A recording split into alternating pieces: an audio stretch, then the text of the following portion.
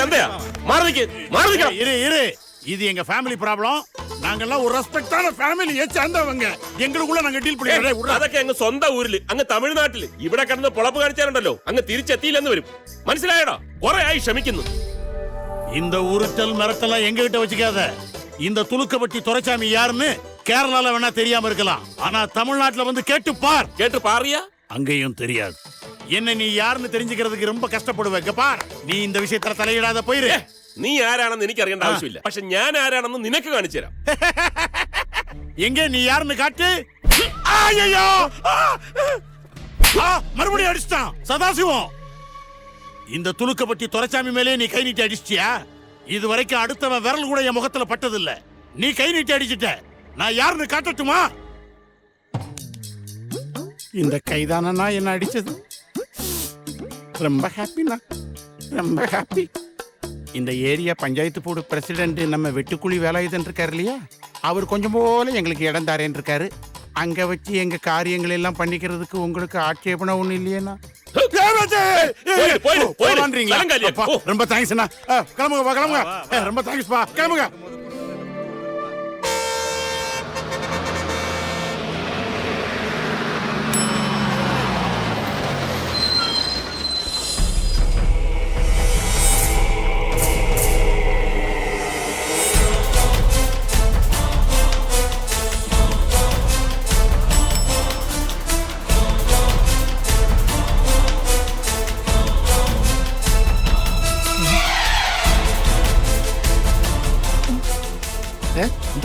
പ്രേതങ്ങൾ ഇപ്പൊ സമയം മാറ്റൂ. പ്രേതോ? ഉച്ചക്ക് 12 മണിയല്ലേ ആയിട്ടുള്ളൂ. ദേ നോക്കി.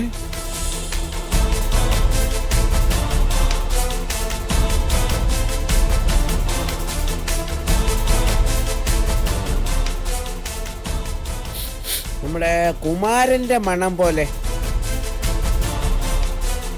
എന്താ ഗോപാല ഇങ്ങനെ നോക്കുന്നത്? ഒന്നുമില്ല. എന്തു പറ്റി നിങ്ങൾക്കൊക്കെ? അല്ല, പറ്റിയത് ഞങ്ങൾക്കല്ലോ, കുമാരനല്ലേ. സത്യം പറഞ്ഞ പ്രേതം പ്രേതം കേട്ടിട്ടുണ്ടെന്നല്ലാതെ ഒരു പ്രേതത്തെ ജീവനോട് കൂടി കാണുന്നത് ആദ്യമായിട്ടാ. പ്രേതോ?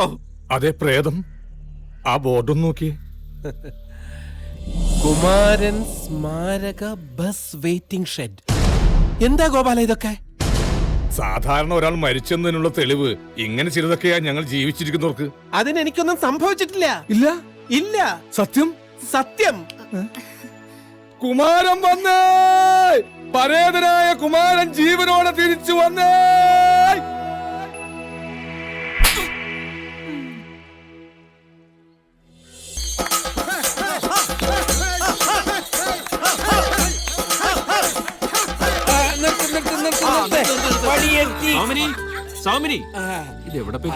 നമ്മളെ കളഞ്ഞുപോയ നമ്മളെ മുത്ത് ദേ വന്ന് നിൽക്കുന്നു. അതെ, കുമാരൻ മുത്ത്. അച്ഛനായിട്ടല്ല, ജീവനോടെ.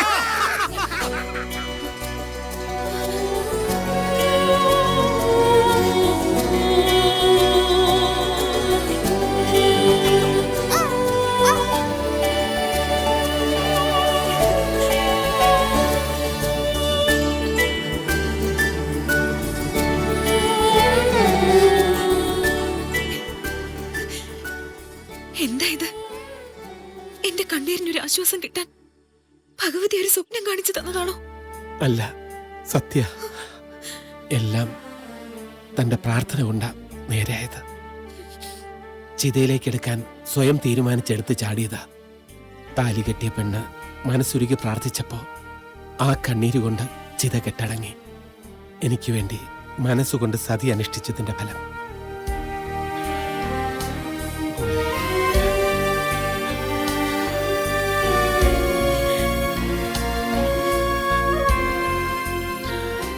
ഓ, സമാധാനമായി. ഇതൊക്കെ കാണാനുള്ള ഒരു യോഗം എനിക്കുണ്ടായി. ഇത്രത്തോളം എത്തിയ സ്ഥിതിക്ക് ഇനി അവരായി അവരെ ഫാമിലിയായി കഷ്ടപ്പാടായി. അത് പിന്നെ പറയാനുണ്ടോ? എന്നാ പിന്നെ കുമാരന്റെ ദാമ്പത്യത്തിനൊരു എനർജി കിട്ടാൻ വേണ്ടി നമുക്കൊക്കെ ഒരു 2 എണ്ണം അടിച്ചങ്ങ് പിരിഞ്ഞാലോ? അതെ, ഒരു കാര്യം ചെയ്യേ, നിങ്ങൾ ചെല്ലേ. ഇവര് കുറെ കാലം കൂടി ഒന്നിച്ചതല്ലേ, അപ്പൊ അവരുടെ വീട്ടിലെ ആഘോഷം കൂടെ കണ്ടിട്ട് ഞാൻ വരാം. അത് മാത്രം മനസ്സിൽ കണ്ടാ മതി. ഇങ്ങോട്ട് വാ.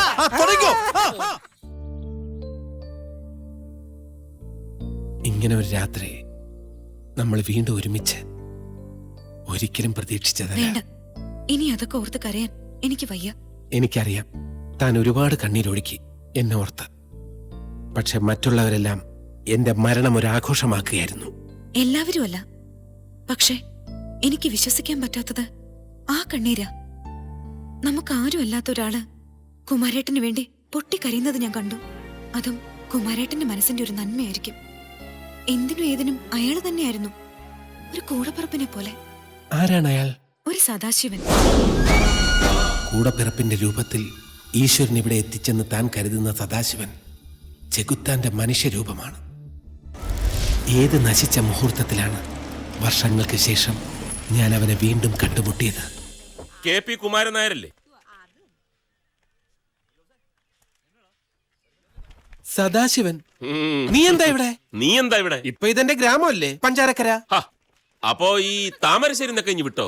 കോളേജ് പഠിക്കുമ്പോ നീ അവിടെ അല്ലായിരുന്നു? അവിടെ ആയിരുന്നു ഒരു ചെറിയ പ്രേമം, വിവാഹം, അങ്ങനെ ഇവിടെ ആയി. 1 മിനിറ്റ്. ഇല്ലില്ല, തിരിക്കുന്നതേ ഉള്ളൂ. സ്ഥലം കണ്ടു, കൊള്ളാം. പക്ഷേ ഈ 6 കോടിക്ക് 7 കോടിക്കും ഒന്നുമില്ല. 5 കോടിക്കാണെങ്കിൽ ഡീൽ ഫിക്സ് ചെയ്യാം. നല്ല ബിസിനസ് ആയിരിക്കും. പിന്നെ ഫിഷർ ഗ്രൂപ്പിനുള്ള 1 കോടി രൂപയുടെ DD ഇന്നലെ എടുത്തു വെച്ചിട്ടുണ്ട്. അതൊന്ന് അയക്കണം. വേറൊന്നുമില്ല. ഓക്കെ. നീ വലിയ ബിസിനസ്സുകാരനായി അല്ലേ? പഠിക്കുന്ന കാലത്ത് ഒരു നേരത്തെ ആഹാരത്തിന് വഴിയില്ലായിരുന്നു. നിനക്ക് ഓർമ്മയില്ലേ? നീയായിരുന്നല്ലോ എന്റെ സ്പോൺസർ. അതൊക്കെ അവിടെ നിൽക്കട്ടെ. എനിക്കറിയേണ്ടത് നിന്റെ ഇപ്പോഴത്തെ കാര്യങ്ങളാ. കഥ സംഭവബഹുലമാണ്. കുറച്ച് എന്റെ കഴിവും ബാക്കി മുഴുവൻ ഭാഗ്യവും. ഇപ്പോ കൊച്ചിയിലെ ഏറ്റവും വലിയ റിയൽ എസ്റ്റേറ്റ് ഗ്രൂപ്പിന്റെയും ഇൻവെസ്റ്റ്മെന്റ് കമ്പനിയുടെയും ഡയറക്ടറാണ് ഞാൻ. ആട്ടെ, എന്താ നിന്റെ പരിപാടി? ഒരു പരിപാടി ഇല്ലെന്ന് പറയുന്നതാവും ശരി. വേണമെങ്കിൽ പറയാം, അവിടുന്ന് കുറെ എടുത്ത് ഇവിടെ കൊടുക്കുക, ഇവിടുന്ന് കുറെ വാങ്ങി അവിടെ കൊടുക്കുക. ആകെ പ്രശ്നത്തിലാ സദാശിവ. പല ജോലികളും ചെയ്തു നോക്കി, ഒന്നും അങ്ങോട്ട് ശരിയായില്ല. ഇപ്പോഴത്തെ എന്റെ സമ്പാദ്യം എന്ന് പറയുന്നത് കുറേയേറെ കടങ്ങളാ. കോളേജിലെ എന്റെ ഏറ്റവും അടുത്ത കൂട്ടുകാരനെ ഈ അവസ്ഥയിൽ കാണേണ്ടി വരുമെന്ന് ഒരിക്കലും കരുതിയിരുന്നില്ലടാ. ഒരു കാര്യം ചെയ്, നീ കൊച്ചിയിലേക്ക് വാ. നിന്നെപ്പോലെ കഴിവുള്ളവർക്ക് അവിടെ ഒരുപാട് അവസരങ്ങളുണ്ട്. നീ ഇവിടെ കിടന്ന് നരയിക്കേണ്ടവനല്ല. കാലം മാറിയില്ലേ?